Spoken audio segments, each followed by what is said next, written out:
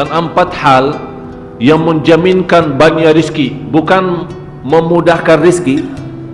Tolong Bapak Ibu hafal, 4 hal bukan menjaminkan rizki, bukan memudahkan rizki, tidak. 4 hal mendatangkan rizki kemari.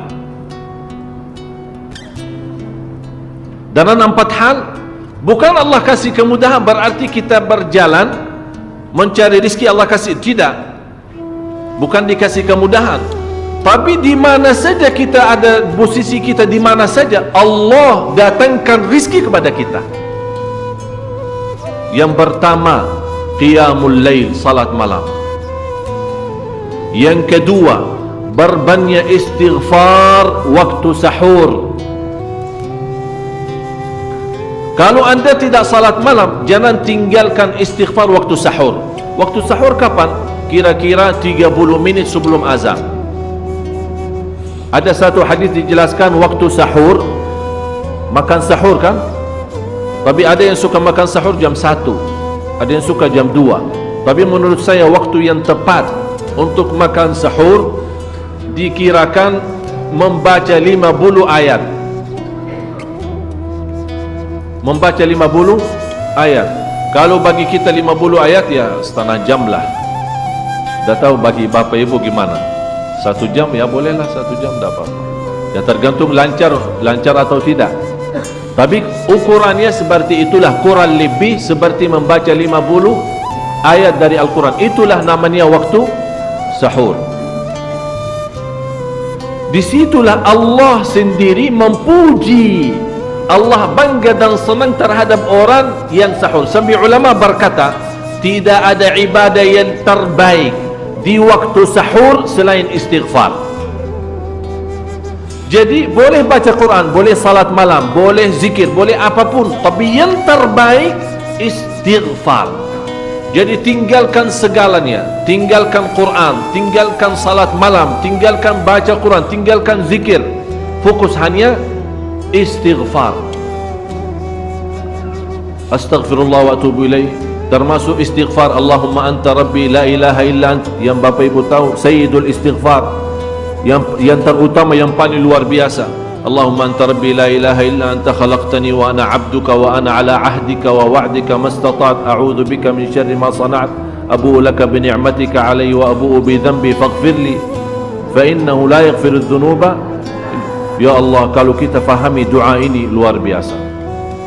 Oleh karena itu kata Rasulullah, barang siapa yang membaca sayyidul istighfar kemudian di malam hari dengan keyakinan dia meninggal habis baca istighfar, masuk surga. Masuk surga. Berarti ini salah satu doa yang menjaminkan dengan mudah masuk surga. Jadi 4 hal yang mendatangkan rizki, bukan kita mencarinya, dia yang datang kemari. Apalagi saat mencari lebih mudah. Qiyamul lail, salat malam.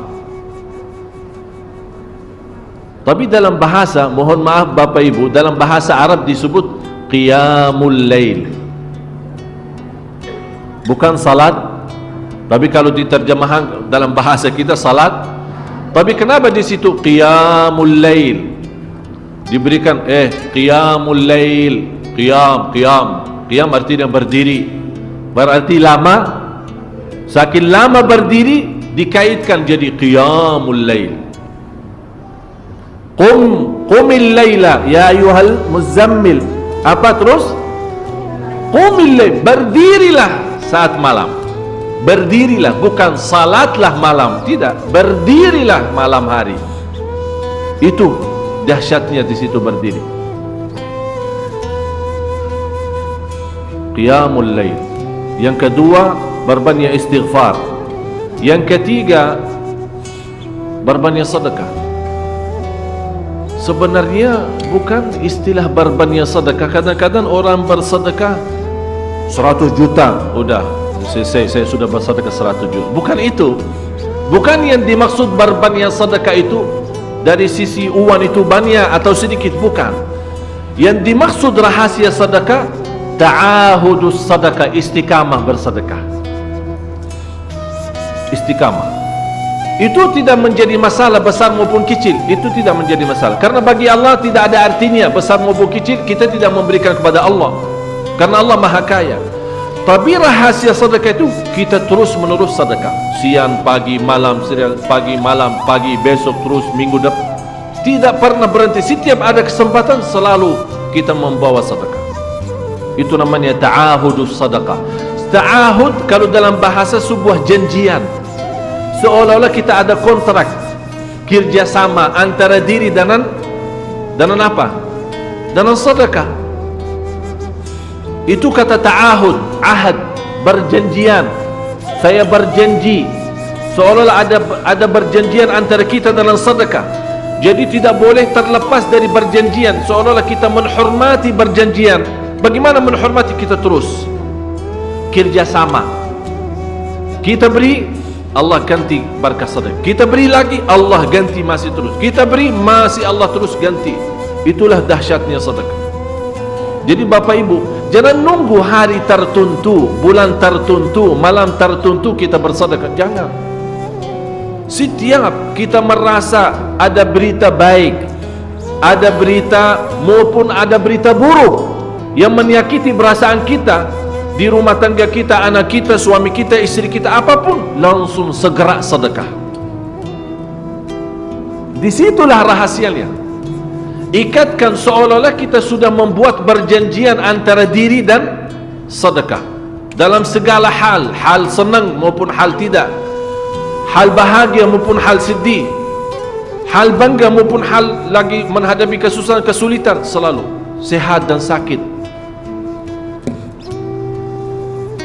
Terus yang keempat, zikir, berzikir pagi hari dan sore hari. Berzikir pagi hari dan sore hari.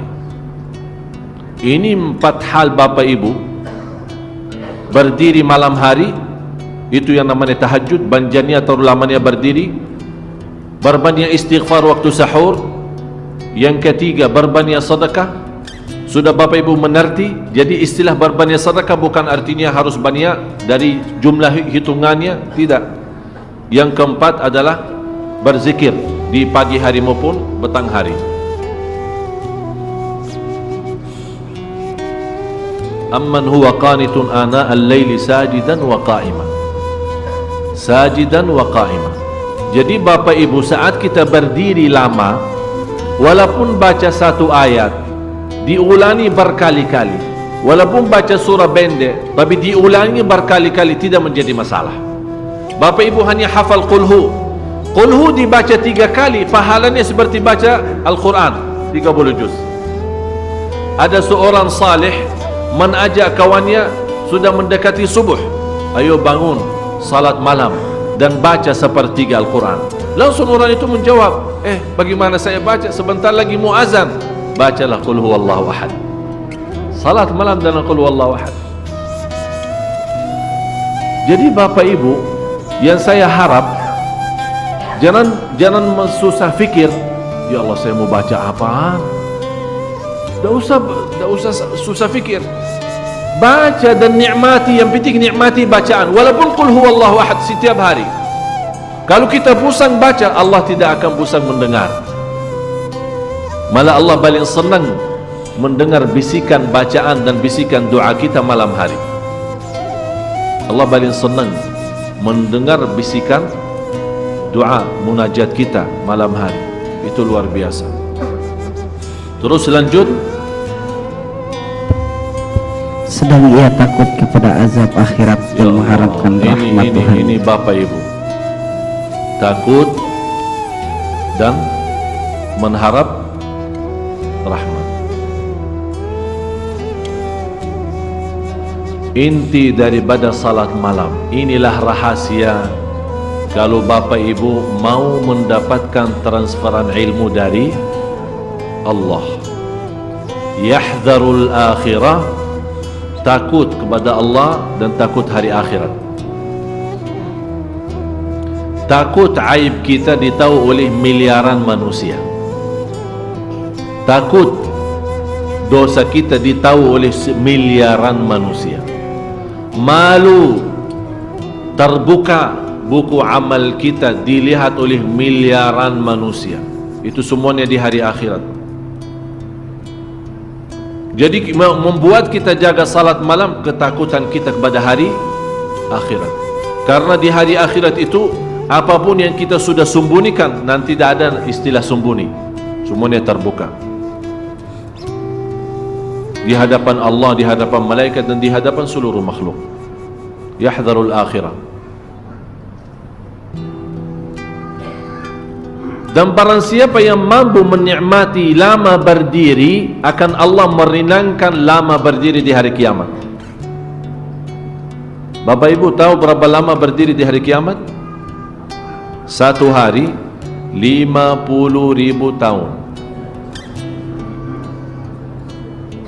Sekarang kalau saya minta imam khusus malam Jumat ini, ya, malam Jumat ini saya minta Bapak Ibu malam ini kita agak telat pulang. Saya minta sama imam nanti baca Al-Kahfi salat Isya 110 ayat. Dah tahu bagaimana kalau kita takut salah malah dah ada makmum sudah pulang duluan. Alasannya apa? Oh, ana nanti bis ketinggalan, nanti taksi tidak ada, nanti kalau terlalu malam tidak aman. Ini bermacam. Kita takut urusan antaran ke rumah, pulang ke rumah. Siapa yang menamankan nanti di hari akhirat? Kalau takutan di dunia ini dibandingkan dengan takutan di akhirat, tidak ada, tidak bisa dibandingkan, tidak bisa. Sangat jauh. Oleh kerana itu kata Allah di hadis qudsi, barang siapa yang takut kepadaku di dunia, aku amankan dia nanti di akhirat. Barang siapa yang merasa diri aman di dunia, aku akan membuat dia takut nanti di hari akhirat. Tinggal anda milih. Yang perlu kita takuti bukan urusan dunia, Allah. Ini yang membuat kita jaga salat malam. Yahdharul akhirah. Yahdharu, sebenarnya Bapak Ibu, indahnya yahdharu, kata yahdharu, ya, maaf apa bahasa, sedang ia takut, sedang dia takut kepada azab ada akhirat. bahasa yang bisa terjemahkan bahasa Arab. Yahdhar. Yahdharu diterjemahkan takut, padahal lebih sensitif, ya. Lebih itu yahdharu apa, ya, hati-hati, waspadalah, waspada. Kalau boleh saya bilang lebih waspada itu menurut saya itu lebih daripada takut. Jadi bukan hanya kadang-kadang kita takut belum tentu waspada, tapi saking waspada betul-betul perhatiannya luar biasa kepada akhirat. Jadi setiap akhirat, akhirat.